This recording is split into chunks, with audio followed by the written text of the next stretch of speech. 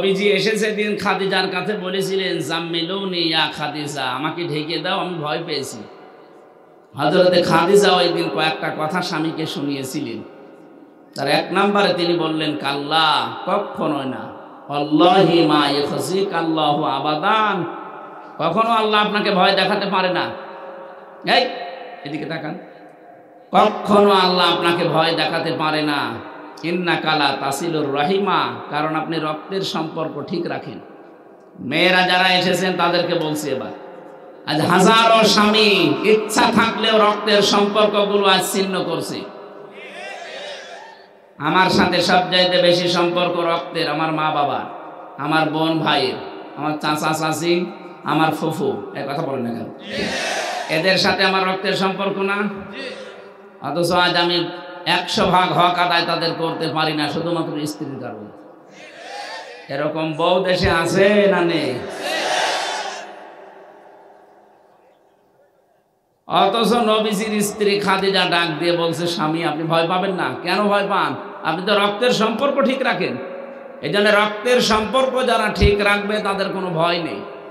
তাদেরকে জিন পরি পৃথিবীর কোনো ভয় তাদের অন্তরে আল্লাহ জায়গা দেবে না, থাকলে আরো দূর করে দেবে। এই জন্য আমরা আহ্বান জানাবো, যার যার সাথে যে সম্পর্ক আছে আরো অটুট করবেন, কারণ রেহেম এটা আল্লাহর কুদরতি পা ধরেছিল। আল্লাহ পাককে ডাক দিয়ে বলে, রব্বুল আলামিন, বিভিন্ন জিনিস তো তুমি তৈরি করলে, তার দায়িত্ব বলে দিলে, তে আমার সম্পর্কে কিছু বললে না। আল্লাহ পাক ওই দিন তাকে জানিয়েছে, রহিম, হে রক্তের সম্পর্ক, আত্মীয়তা, দুনিয়াতে যারা তোমার সাথে সম্পর্ক রাখবে, আমি আল্লাহর সাথে তাদের সম্পর্ক থাকবে। আর তোমার সাথে যদি কেউ সম্পর্ক কাট করে দেয়, আমার সাথে তার সম্পর্ক আর থাকবে না, কাট হয়ে যাবে।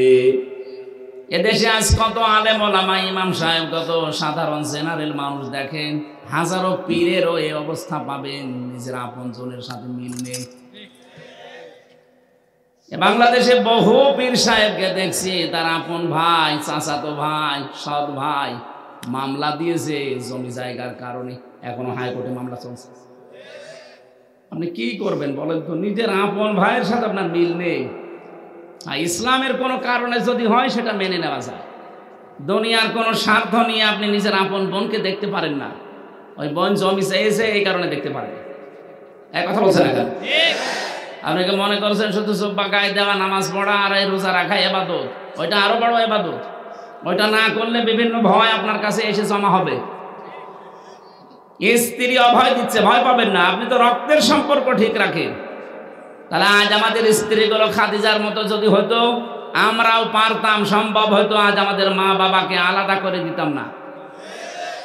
বিভিন্ন জেলায় এখন বৃদ্ধাশ্রম তৈরি হচ্ছে, নাউজুবিল্লাহ। বৃদ্ধাশ্রম বানানো জায়েজ নেই। গত কয়েকদিন আগে কিশোরগঞ্জ গিয়েছিলাম, কিশোরগঞ্জ থানা, নীলফামারী জেলা। আমার নিয়ে গেল বৃদ্ধাশ্রম দিক। এই কোলে 20 জন মা বাবা, এই কোলে 20 জন বসে আছে। ওদের চোখের দিকে তাকিয়ে মনে হচ্ছে প্রত্যেকেই ছেলে মেয়ের জন্য বড়দোয়া করছে। কেন? ওদের মতো আমার ছেলে মেয়ে নেই। শেষ বয়সে এসে একটু শান্তিতে থাকবে, নাতি নাত করে নিয়ে একটু আনন্দ করবে না, এই বউটার কারণে এই সন্তান শেষ পর্যন্ত রেখে এসেছে বৃদ্ধাশ্রমে। মা বোন যারা এসেছেন, যদি মনে করেন আমি তো নামাজ পড়ি, রোজা রাখি, কালো বোরকা পরি, আমি জাহান্নামে যাবো, যাবেন মানে আপনি যে বসে আছেন, আপনি তো জাহান্নামে চলে গেছেন অলরেডি। আমি সাবধান করছি, এ মাহফিল এমনি এমনি দেয়নি। আমরা যদি সতর্ক হতে না পারি, এ মাহফিল 3 দিন না 3 বছর একাধারে হলেও কোনো কাজ হবে না। বলেন না কেন? না, আশা করছি আপনি সংশোধন হবেন। অনেক ভালোবাসি আপনাদের। অধিকাংশ মেয়েদের না হুজুর আমাদের বিরুদ্ধে বলে, আরে যাকে ভালোবাসা হয় তাকে সংশোধন করা হয় বেশি, শাসন করা হয় বেশি। এই জন্য আহ্বান জানাচ্ছি, নবীর স্ত্রী খাদিজার মতো, এটা হাদিস, বিশ্ব নবী জানিয়েছেন, কোন স্ত্রী লোক যদি চায় যে আমার স্বামী বেশি দিন বেশি থাক, তার হায়াত বেড়ে যাক, তার সম্পদ, তার সন্তান, তার সম্মান, প্রভাব প্রতিপত্তি আরো বেড়ে যাক, বিশ্ব নবী বলেন সেই স্ত্রী যেন মাঝে মাঝে তাকিদ দেয়, স্বামী তুমি আর যাই করো অন্তত রক্তের সম্পর্কগুলো ঠিক রাখো। নিজের বোন আসলে কত রকমের কত কিছু করেন, স্বামীর বোন বাড়িতে আসলে কয় আপনার তো এরকম তোড়জোড় দেখা যায় না। আমি কি বেশি বলে ফেললাম? এই জন্য আশা করছে আপনি নবীর স্ত্রী খাদিজার মতো এই কথা আমাকেও বলবেন যে স্বামী ভয় নেই, আপনি তো রক্তের সম্পর্ক ঠিক রাখেন, ভয় পান কেন? 2 নাম্বারটা বলার জন্য আমি হাদিসটা বলেছিলাম, তাহমিলুল কাল্লা। বিশ্বনবী বলেন আমার স্ত্রী আমাকে অভয় দিচ্ছে, স্বামী ভয় পাবেন না, আপনি তো মানুষের বোঝা বহন করেন, মানুষের ঋণের বোঝা, দুঃখের বোঝা, কষ্টের বোঝাগুলো আপনি বহন করে দেন, হালকা করে দেন বোঝা, আপনি ভয় পান কেন?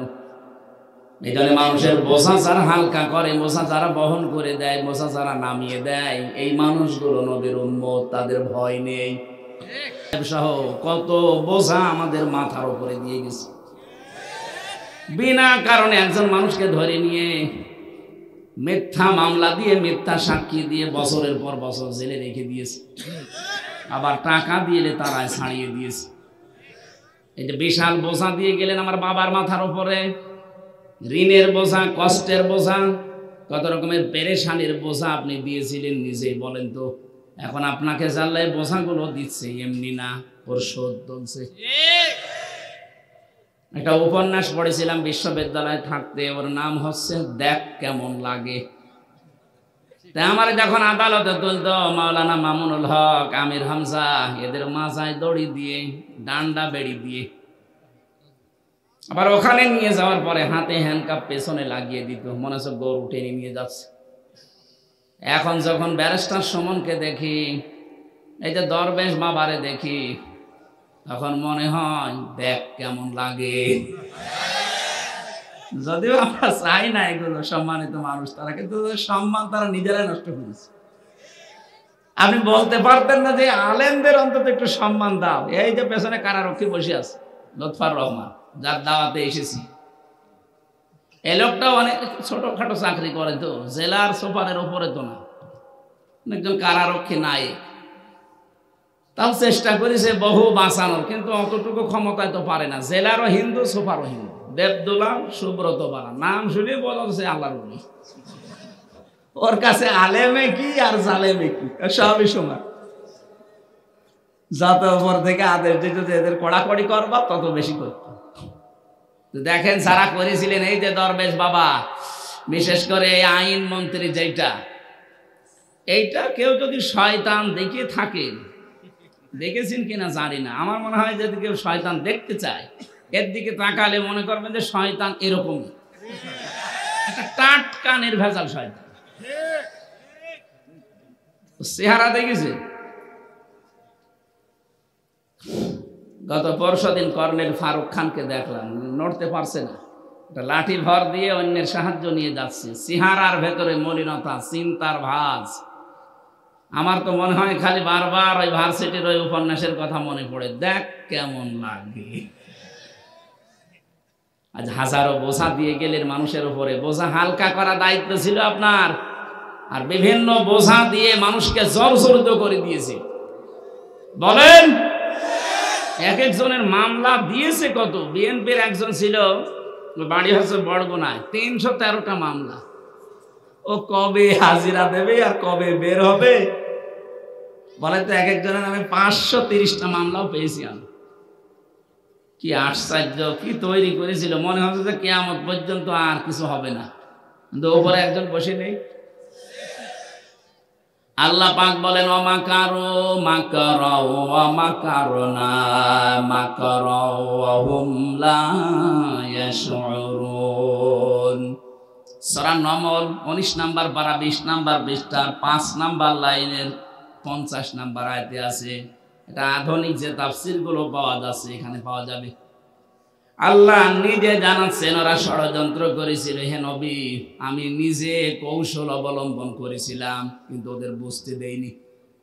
তাহলে কাফেররা করে ষড়যন্ত্র, আর আল্লাহ পাক ওদের এগেইনস্টে যেটা অ্যান্টিভাইরাস হিসাবে করে, ওইটার নাম কৌশল। নাম কি? আল্লাহ কি কৌশল করলেন দেখেন। আয়াতের পরবর্তীতে আল্লাহ জবাব দিচ্ছেন, যদিও এটা 1500 বছর আগের, আমার মনে হচ্ছে 2024 সালের 5 আগস্ট এটা নাযিল হয়েছে। ফাতিলকা বুয়ুতুহুম খাবিয়াতাম বিমা যালামু। আল্লাহ পাক বলেন একটু নজর করে দেখেন না কেন এই সেই ঘরগুলো, এই সেই ফাতিলকা বুয়ুতুহুম, এক বচন দেয়নি, বহু বচন দিয়েছেন। বাইতন না দিয়ে বুয়ুত দেওয়ার কারণ কি আমি বলছি। আল্লাহ এই আবার কথা বলেন কেন, কানে যেন আওয়াজ না আসে। আমি কোরআনে প্রবেশ করছি, কানে আওয়াজ আসলে কিন্তু ভুলে যাব।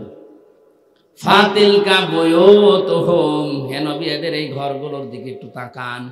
খাবিয়াতান, আমি উজাড় গৃহ জনশূন্য করে দিয়েছি, পরিত্যক্ত অবস্থায় ফেলে দিয়েছি। বিমা যালামু, তাদের জুলুমের কারণে। কি বুঝলেন এতটুকু আরবি শোনার পর? আমি তাফসিরের ভেতরে যতগুলো কারণ পেয়েছি তার প্রথম কারণে যে সমস্ত জায়গায় পৃথিবীতে জুলুম হয় আল্লাহর বান্দাদের উপরে, ওই জায়গা আল্লাহ অভিশপ্ত করে দেয়। 2024 সালের 5 আগস্টের বিকাল 5টা বাজতে বাজতে বাংলাদেশের 630টা থানায় যত জালেমের ঘর ছিল আল্লাহ সব পরিত্যক্ত করে দিয়েছেন। এর বাস্তব প্রমাণ আমার কুষ্টিয়ার হানিফের বাড়ি। বিকাল 5টা বাজতে বাজতেছে দেখি ইট খুলে নিয়ে চলে গেছে। অনেকে যখন ইটও পায়নি পায়খানার প্যান নিয়ে চলে গেছে। যা, অথচ 5 তারিখের আগে কি জাঁকজমক ছিল, কি দাপট ছিল এই বাড়িটার। এখন হয়ে গেছে টয়লেট। মানুষ ওই রাস্তায় যাওয়ার সময় যে দেখে একটু চাপ দিয়েছে, কাজ করে চলে আসে। এটা কেন করে? এবার আমি একটা কথা বলছি, দেখেন মেলে কিনা। আমার মনে হয় এরকমই হবে। 2016 সালে একবার হজে গিয়েছিলাম। কাবা শরীফ তাওয়াফ করতে করতে দেখি ভালোই লাগছে, আনন্দ লাগে, কাবা দেখলেই ভালো লাগে। এখান থেকে উপরে গেলাম, যে দেখি কি গো পেটে বিশাল যন্ত্রণা, ব্যথা করছে। এক পুলিশকে ডাকলাম, ইয়া আখি তাল, এদিকে আসেন। কি এখানে কোনো ফার্মেসি আছে? কেন? আমি এতক্ষণ তো আমার ভালোই লাগছিল, হঠাৎ আমার পেটে প্রচন্ড ব্যথা করছে, আমি ঔষধ নেব। পুলিশ আমারে বলছে, ইয়া হাজির হজ্জা তাই না বিলা দোকা, হাজির দেশ কোথায়? যে তুমি বাংলাদেশ, বাংলাদেশ থেকে এসেছি। ওর ভাষা দিয়ে আমারে বলছে, হাজি আপনি জানেন না এটা কোন জায়গা? না তো, আবু জাহেলের বাড়ি। আপনি এখনো পায়খানা না করে দাঁড়িয়ে আছেন, তাড়াতাড়ি করেন। এই যে কোরআন শরীফ আমার সামনে, পায়খানা করে দেখি আমার পেটের ব্যথা ভালো হয়ে গেছে। আল্লাহ আমাকে যেন জানাতে চাচ্ছে, হামসা এত টাকা খরচ করে 6000 কিলোমিটার দূর থেকে আসলে আর ওই শয়তানের বাড়ি পায়খানা না করে চলে যাবা, তাড়াতাড়ি করো। আমার মনে হয় এই দেশে যত জালেমদের ঘর ছিল, বাড়ি ছিল, যেখানে যেখানে জুলুম হয়েছে, এই জায়গাগুলো আজ জনগণের জন্য ওইটা করে দিয়েছে। কোরআনের শব্দ ছিল খাবিয়াতাম বিমা যালামু। আল্লাহ বলেন আমি নিজে উজাড় বানিয়ে দিয়েছি, পরিত্যক্ত বানিয়ে দিয়েছি, শয়তান পর্যন্ত ওখানে থাকতে ভয় করে। বিমা যালামু, তাদের জুলুমের কারণে। কি জুলুম হয়েছিল আমি তো নিজে সাক্ষী। রিমান্ডে আমি 10 দিন মাত্র পেয়েছিলাম এই জুলুম। জেলখানায় আসার পর আমাদের অধিকার থেকে তারা বঞ্চিত করে রেখেছিল। কারণ 7 দিন পর পর সরকারি ফোন দেওয়া হয় যারা বন্দী, আমাদেরকে বাদ দিয়ে। শুধু যারা আমরা ইসলামী লাইনের লোক বলছে না এদের দেওয়া যাবে না, তার ভেতরে আমি একজন। যোগাযোগ বিচ্ছিন্ন করে আপনি ফাঁসির ওই কন্ডেম সেলে থাকবে তো ফাঁসির আসামিরা, আমারে রাখলেন কোন কারণে? আমার তো মুরগি চুরি মামলাও না। আমার যদি সাজাও লাগিয়ে দিত তাও 3 মাসের বেশি আমার জেলে রাখতে পারে না, যদি সত্য হইতো। মিথ্যা দিয়েছেন দেন, সাজা দিয়ে দিলেও তো 3 মাসের বেশি থাকা যায় না, অথচ 3টা বছর আমার বেকার আটকিয়ে রাখলেন। ওই জুলুম যেখানে আমি 10 দিন ছিলাম, দেখেছি মানুষের উপরে কি আচরণ করে তারা। ডিবি অফিসে মাঠের নিচে ঘর আছে, ওখানে যারা 3 মাস, 3 বছর, 5 বছর, 7 বছর পড়ে আছে, কেউ জানে না দুনিয়ায়। এত বড় বড় নখ হয়ে গেছে এক একজনের। চুল দাড়ি গপ দেখে মনে হচ্ছে কোন জায়গা থেকে যেন বেরিয়ে আসতেছে। মাঝে মাঝে উপরে নিচে যখন নিয়েছি তো দেখতাম কয়েকজনের সাথে আল্লাহ কি অবস্থা। কেউ কেউ দেওয়ালের সাথে ভাবে খুশিয়ে খুশিয়ে লিখে রেখেছে ভাঙা ভাঙা অক্ষর দিয়ে যে ভাই যদি কেউ বাইরে যেতে পারেন এই নাম্বারটা জানাবেন যে আমি বেঁচে আছি। কি করেছিলেন বলেন তো? এখনো পর্যন্ত দেশে অনেকে জালেমদের সাফাই গায়, বলে কি হয়েছে যে ওনার পালানো লাগলো। পালানোর দরকার ছিল না, 5 মিনিট থাকলে ভক্তা হয়ে যেত। কি করেছে